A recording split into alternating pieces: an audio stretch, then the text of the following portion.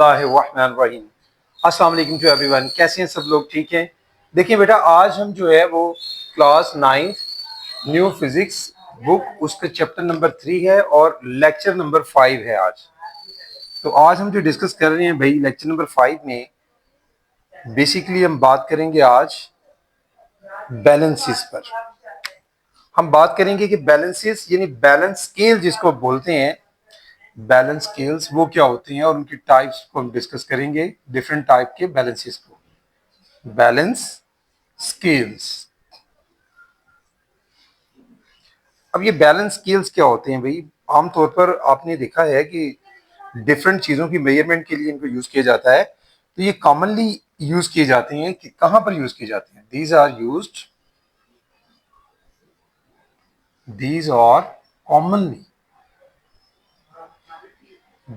Commonly used. कहां use किया जाता है, किस लिए यूज किया जाता है इनको? To compare message of to compare message of objects. एक तो ऑब्जेक्ट्स जिसको आपने जिसका फाइंड आउट करना होता है, मैसेज ऑफ ऑब्जेक्ट्स और वेज, या फिर उनके वेट भी आप फाइंड आउट करना होता है बाज वेज ऑफ ऑब्जेक्ट्स। तो किसके साथ? बाय बैलेंसिंग विथ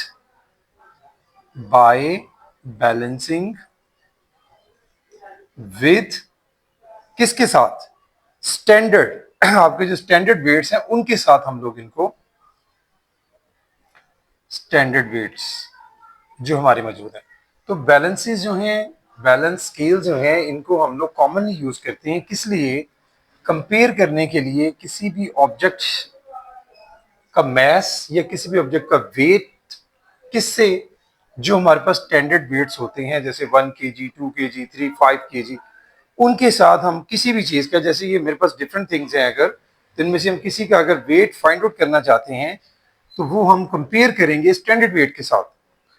उसके साथ कंपेयर करके हमें समझ आएगी कि ये कितना है। ठीक है। तो आज हमारा जो पहला बैलेंस है वो है मैकेनिकल बैलेंस, जिस पर हम बात करेंगे। मैकेनिकल बैलेंस, देखिए मैकेनिकल बैलेंस जो आपके होते हैं बैलेंसेस, ये बेसिकली इस असूल पर बनाए जाते हैं कि इसमें आमतौर पर सेंटर में समझ लें फलक्रम होता है। ठीक है। ये अगर फलक्रम है तो मैं सिंपल बना रहा हूँ। ठीक है जी।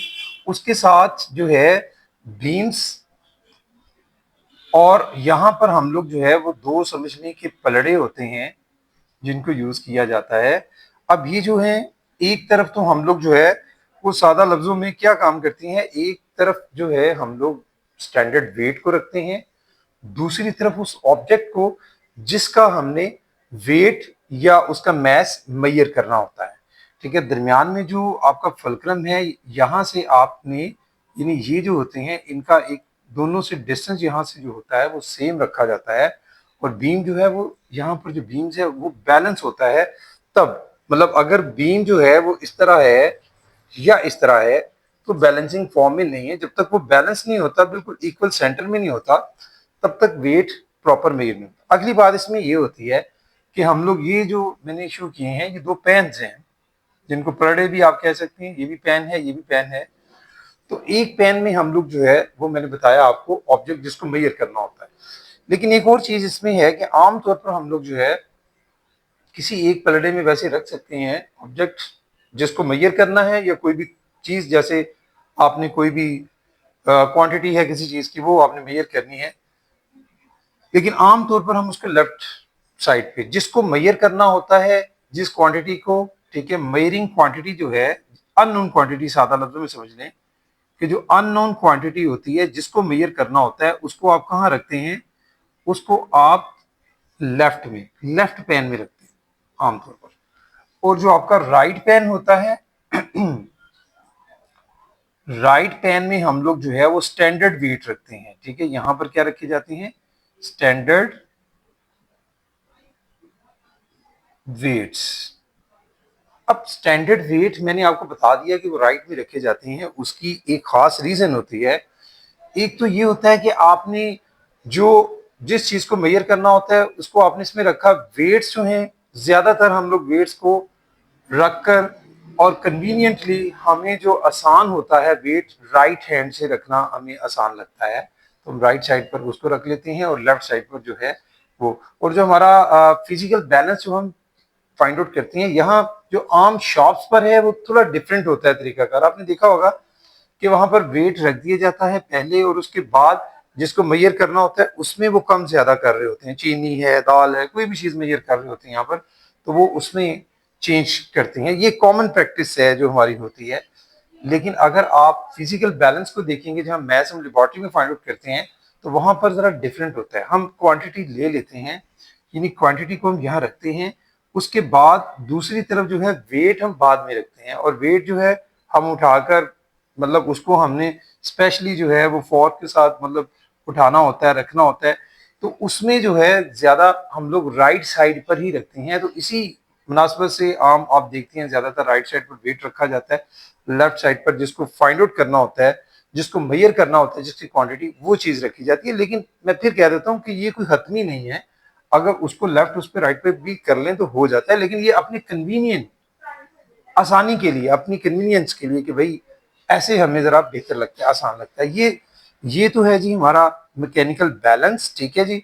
इसको इस तरह से यूज किया जाता है और फिर इसको प्रॉपर एडजस्ट करना होता है हमने। जहां पर बीम मैंने आपको बताया जब तक वो सेंटर में नहीं होगा, अगर वो ऊपर इस तरफ से ऐसे उठा हुआ होगा या उसकी डायरेक्शन ये इस तरह से होगी, तो तब तक जो है वो बैलेंसिंग फॉर्म में नहीं होता, तो आपकी एग्जैक्ट मेजरमेंट नहीं आती। एक तो ये है आपका मैकेनिकल बैलेंस के बारे में। उसके बाद मैकेनिकल बैलेंस भी आजकल थोड़े से कुछ डिफरेंट भी आ रहे हैं। कुछ मैकेनिकल बैलेंसेस इस तरह की भी हैं कि जिसमें आप देखेंगे कि आपके पास जो है, जहां पर आप बड़े बड़े जो आपके बैग्स होते हैं, यानी फ्लोर फ्लोर के बैग्स होते हैं, सीमेंट की बोरियां वगैरह होती हैं, यानी उनके लिए भी हम लोग यूज करते हैं। कुछ इस तरह से होते हैं वो बने हुए।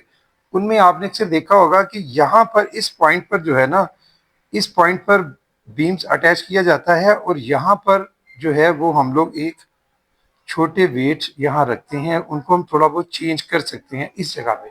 और जिसको हमने मेजर करना होता है वो यहाँ पर बड़ी बड़ी मतलब बैग्स हैं, कोई बॉक्स है, बड़ी बड़ी चीजें हम लोग जो है वो यहाँ पे रखते हैं इसके ऊपर, ठीक है। तो होता क्या है इसमें, हम यहाँ से थोड़ी सी जो है वो वेट को उसकी क्वांटिटी कम या ज्यादा करके इसको एडजस्ट कर सकते हैं। यहाँ पर आपको कुछ स्टैंडर्ड वेट की जरूरत नहीं होती, ये भी यूज होते हैं। और ये जो है ये हमारे आमतौर पर इसको यूज किया जाता है कि जब आपने बड़ी बड़ी वैल्यूज फाइंड आउट करनी होती है, मन मतलब आप लोग जो है 40 kg, 50 kg, 100 kg, मतलब या इससे भी ज्यादा वेट्स वाली चीजें जो है वो आप लोग इन पर फाइंड आउट नहीं कर सकते। इस तरह के जो बैलेंसेज हैं उसके लिए आप लोग, ये एक अनदर टाइप है, इसको प्लेटफॉर्म बैलेंस भी बोलते हैं, मैकेनिकल प्लेटफॉर्म बैलेंस भी इसको बोला जाता है मैकेनिकल ही है, लेकिन इसका क्या नाम होगा, मैकेनिकल प्लेटफॉर्म बैलेंस। तो भाई ये भी यूज किए जाते हैं, इनका काम भी वही है कि भाई यहां से जब वो बैलेंस होगा, ये जो पॉइंट है बीम्स बिल्कुल बैलेंस हो जाएगा, पता चल जाता है, तो उस तरह तब हम देख लेते हैं कि उसका कितना वेट है। और अगर मतलब उसको कम ज्यादा करना होता है तो यहाँ पर छोटी क्वांटिटीज रखी जाती हैं, उन्हीं को बाद में मल्टीप्लाई कर लिया जाता है, ठीक है। तो ये है हमारे पास another type of mechanical balance की, जिसका नाम है मैकेनिकल प्लेटफॉर्म बैलेंसेस, जिस पर हम लोग हैवी वेट फाइंड आउट कर सकते हैं, ठीक है जी। उसके बाद एक आ जाता है आपका इलेक्ट्रॉनिक बैलेंस, जो आजकल इससे इनकी निस्बत ज्यादा कॉमन है। ये अब जो हमने सबसे पहले जिस बैलेंस की बात की थी, जिसमें मतलब चीजों को मेजर किया जाता है आमतौर पर कम वेट वाली, उसकी जगह आजकल इलेक्ट्रॉनिक बैलेंस ने ले ली है भाई, इलेक्ट्रॉनिक बैलेंस ने। अब ये जो इलेक्ट्रॉनिक बैलेंस है ये किस तरह के होते हैं भाई, इलेक्ट्रॉनिक बैलेंस इसमें स्पेशली जो है ये सारे जो है इस तरह से बनाए जाते हैं कि इसमें सारे डिजिट्स के की मतलब शक्ल में आपको नजर आते हैं कि आप इस तरह से एक छोटी सी समझें कि उसके ऊपर डिजिट्स बने होते हैं ऐसे, ठीक है। और इसके ऊपर यहाँ पर ही वेट जो है वो रखा जाता है। इसको आप लोग जो है वो यहाँ पर इसकी वो रीडिंग आ जाती है। स्टार्ट जब इसको करते हैं, ऑन करते हैं, इसके लिए इलेक्ट्रिसिटी भी आपको चाहिए होती है। अगर इलेक्ट्रिसिटी से नहीं तो आप बैटरीज वगैरह, ड्राई बैटरीज भी यूज कर सकते हैं इसको चलाने के लिए, सप्लाई देकर। बेसिकली इसको आपको करंट, चाहे आप वो मतलब दे दें सप्लाई से, करंट सप्लाई से दें या इसको बैटरी से दें, जैसे भी इसको प्रोवाइड करें, या सेल भी हो सकती हैं यूज इसके लिए बड़े बड़े, तो करंट इसको रिक्वायर्ड होगा। इसमें जो आपको वैल्यूज हासिल होती हैं, जो आप इसमें जो वेट हासिल करती हैं, जिसका वेट आपने फाइंड आउट करना होता है, वो मोर एक्यूरेटली फाइंड आउट कर सकते हैं। इसमें जो पीछे आपने कहा उसमें थोड़ा बहुत एरर हो सकता है ऊपर नीचे, लेकिन इसमें अगर आपने फाइंड आउट करना है जी, किसी ने 10.7 kg फाइंड आउट करना है, तो एग्जैक्टली आप 10.7 kg फाइंड आउट इस पे कर सकते हैं एग्जैक्टली। ठीक है। और दूसरी इसमें एक और चीज भी, अब जो नए आपके आ रहे हैं उसमें आप प्राइस के हिसाब से भी निकाल सकती हैं। इस पे प्राइस जो है, टोटल प्राइस जो है वो भी डिस्प्ले होती है। मतलब अगर कोई बंदा है वो वेट में नहीं लेना चाह रहा, वो कहता है जी मुझे 50 रुपए की चाहिए ये कोई चीज, 50 रुपीज की, तो इसमें वो प्राइस भी एडजस्टमेंट आप कर सकते हैं। तो वो आपकी प्राइस शो होगी उस चीज की, जो उसका मतलब उस हिसाब से उसका वेट होगा, स्केल होगा, वो उतने रुपीस जितने उसने कहा उतनी चीज उसमें डाली जाएगी, तो वो भी इस हिसाब से भी उसको भी हासिल किया जाए। तो ये आजकल कॉमनली यूज हो रहे हैं, ये ज्यादा एक्यूरेट हैं, ज्यादा बेहतर हैं। इसके ऊपर जो है वो वैल्यूज आप ज्यादा एक्यूरेट ले सकते हैं और आसानी से ले सकते हैं। इसमें सिर्फ दो चीजों की जरूरत है कि एक तो या तो आपको पावर सप्लाई मिलनी चाहिए, या फिर ड्राइव बैटरीज इनके साथ अटैच होनी चाहिए, तो फिर आप आसानी से इनसे भी वही काम कर सकते हैं जो हमने बाकी दो बैलेंसेस की बात की थी। ये भी है तो मैकेनिकल बैलेंस, लेकिन इसकी शेप थोड़ी अब चेंज हो गई है। इलेक्ट्रॉनिक बैलेंस इसलिए बोला जाता है क्योंकि इसमें हम लोग इलेक्ट्रिसिटी से इसको चलाते हैं। ये कॉमनली यूज हो रहे हैं आजकल हमारे। ये तो हो गया भाई मैकेनिकल बैलेंसेस के बारे में। इसके बाद हम एक बात करेंगे, नेक्स्ट बैलेंस भी है जिसका नाम है फोर्स मीटर। इसको न्यूटन मीटर भी कहते हैं। अब ये जो फोर्स मीटर है ये क्या है, इस पर हम बात कर लेते हैं। फोर्स मीटर क्या है? फोर्स मीटर जो है भाई, ये असल में पहले हमने बात की थी मैस फाइंड आउट करते। इस पर हम लोग जो है, ये भी एक साइंटिफिक इंस्ट्रूमेंट है और इस पर फोर्स मीटर की मदद से हम लोग आसानी से वेट फाइंड आउट करते हैं। अच्छा, इसकी शेप थोड़ी सी पहले मैं आपको समझा दूं कि इसकी कुछ इस तरह की इसकी शेप जो है वो थोड़ी सी बनी होती है कि आप अब इसके ऊपर जो है, यहाँ पर जो है हम लोग इसको यहाँ से हैंग कर सकते हैं, ऊपर से रिंग टाइप बना होता है। इसी तरह से नीचे भी इसके जो है, यहाँ पर हमने जिस चीज को हैंग करना होता है इसके साथ जिसका वेट फाइंड आउट करना होता है, इस तरह से एक शेप जो है वो हुक टाइप होती है, जिसमें हम लोग उसको जिसका वेट फाइंड आउट करना होता है वेट के लिए, वो हम यहाँ पर उसको रखते हैं। इसके सेंटर में जो है वो यहाँ पर उसकी एक लाइन सीधी समझ लें, या सादा लफ्जों में डिफ्लेक्शन के लिए इसके सेंटर में आपको एक मतलब दिखाई देती है, लंबी सी लाइन होगी। और उसके साथ यहाँ पर जो है वो मेयरिंग, जैसे 0 है, 1 है, 2 है, 3 है, इस तरह से ये न्यूटन में डिफरेंट यहाँ पर स्केल पे वैल्यूज मेंशन होती हैं। और इसके अंदर जो है, मतलब ये जो मैं आपको बाहर वाला, इसके अंदर जो है अगर इसको इंटरनली खोला जाए तो इसके अंदर एक स्प्रिंग होता है। ठीक है।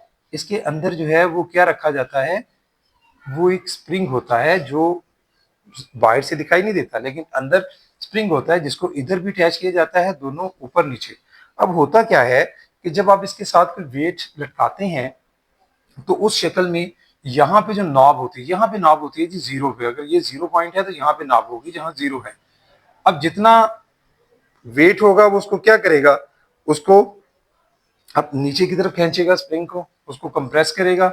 अब जितना स्प्रिंग कंप्रेस हो जाएगा, सपोज वो इस पॉइंट पे कंप्रेस होता है 3 पे, तो ये जो 3 है हमारा 3 न्यूटन हमें समझ आ जाएगी इस बॉडी का वेट है। अगर वो कंप्रेस यहाँ तक होता है, नाव हमारी जो है वो और नीचे आती है, डिफ्लेक्शन यहाँ शुरू होती है, यहाँ अगर वो 6 है, 7 है, तो उस बॉडी का वेट जो है वो 6 न्यूटन होगा।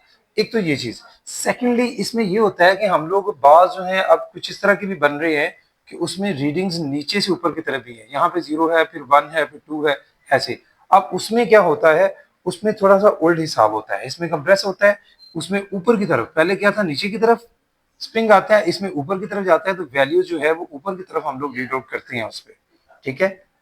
स्प्रिंग जो है वो ऊपर की तरफ पुल कर जाता है, खींचा चला जाता है जब उसके ऊपर कोई वेट वगैरह रखा जाता है। तो ये भी एक फोर्स मीटर के तौर पर हम लोग यूज करते हैं, चाहे जिसकी रीडिंग जो है, स्केल जो है वो ऊपर से नीचे की तरफ वाला भी यूज होता है और नीचे से ऊपर वाला भी, दोनों अवेलेबल हैं, दोनों यूज होते हैं। ठीक है जी, ये इसकी मतलब सारी वो कंस्ट्रक्शन थी।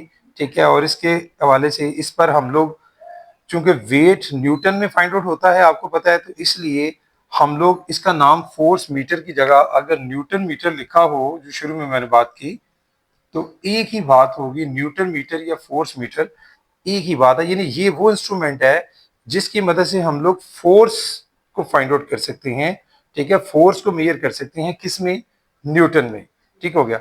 तो इसके अलावा आगे चलते हैं थोड़ा सा, इसी में कुछ डिजिटल भी आ रहे हैं आजकल मार्केट में। ठीक है, जो डिजिटल होते हैं उसमें सिर्फ फर्क ये होता है कि उसमें इसी तरह का होता है, उसमें भी सारा काम वही है कि बॉडी को हैंग करना है, लेकिन यहाँ पर चूंकि जो मेजरमेंट्स है सारी आपको वो एक रीडिंग की शक्ल में बकायदा नॉब जो है वो ऊपर नीचे होती दिखाई देती है, लेकिन उसमें आपको रीडिंग जो है वो मिलेगी। यानी रीडिंग ऐसे डिस्प्ले होगा, सिर्फ समझने की इस तरह करके उसकी भी बॉडी होगी और वो जो है आपको सारी रीडिंग यहाँ पर डिस्प्ले कर देगा। ठीक है, जैसे वो बटन, यहाँ पर कुछ बटन होते हैं उसको ऑन ऑफ करने के लिए या चलाने के लिए, ये उसके बटन होते हैं, और यहाँ पर रीडिंग जो है वो यहाँ पर ही इसकी भी शो होती है कि आया कितनी रीडिंग है। बाकी काम इसका भी वही है कि इसको भी आपने वैसे ही ऊपर से भी हैंग करना होता है, जिस चीज को साथ लटकाना है उसको यहाँ पर साथ नीचे आपने लगाना या उसके साथ अटैच करना होता है, मतलब ये ऐसे जिसको भी आपने इसके साथ अटैच करना है वो यहाँ नीचे। और लेकिन इसके बाद आप जैसे उसको ऑन करेंगे यहाँ से, तो वो रीडिंग जो है वो शो कर देगा इसके ऊपर कि उसका वेट कितना है। ये इनसे ज्यादा एक्यूरेट होता है, ज्यादा मतलब जो अभी हमने यूज किया उसमें फिर भी कोई मतलब स्प्रिंग के खिंचाव की वजह से ऊपर नीचे कुछ वैल्यूज में फर्क, लेकिन इसमें एग्जैक्टली रीडिंग जो है वो हमें ज्यादा एक्यूरेट वैल्यूज हम लोग फाइंड आउट करते हैं। फिर हम लोग जितना मैस होता है वो हमें, अगर मैस इसका किसी बॉडी का 5 kg है, तो हम लोग उसको वैल्यू ऑफ जी की 10 मीटर पर सेकंड स्क्वायर होती है, तो वेट आपको पता है कि W इक्वल टू mg होता है, तो हम उस 5 को 10 के साथ सपोज मल्टीप्लाई कर देते हैं तो हमारे पास 50 न्यूटन जो है वो उसका आंसर आ जाता है। तो इस तरह से हम लोग इससे जो है डिजिटल फोर्स, इसको बोलते हैं डिजिटल फोर्स मीटर। ठीक क्या है? Digital force meter. मकसद और काम पर्पस इसका भी यही है कि हम लोग इस पर भी वेट फाइंड आउट कर सकते हैं और ज्यादा एक्यूरेट इस पर फाइंड आउट कर सकते हैं। ये भाई वो मीटर्स हमारे थे जो आपने आज मेरे साथ डिस्कस किए कि ये मेजरिंग इंस्ट्रूमेंट्स हैं, जो मैकेनिकल एंड इलेक्ट्रॉनिक बैलेंसेस थे, जिसमें हम लोगों ने मैथ्स और दूसरे पर वेट के वाले से बात की। तो बेटा आज के लिए इतना ही।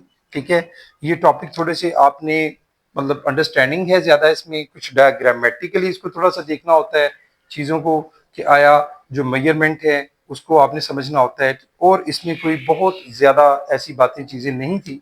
तो आज के लिए बेटा इतना ही। Thank you very much. अस्सलाम वालेकुम।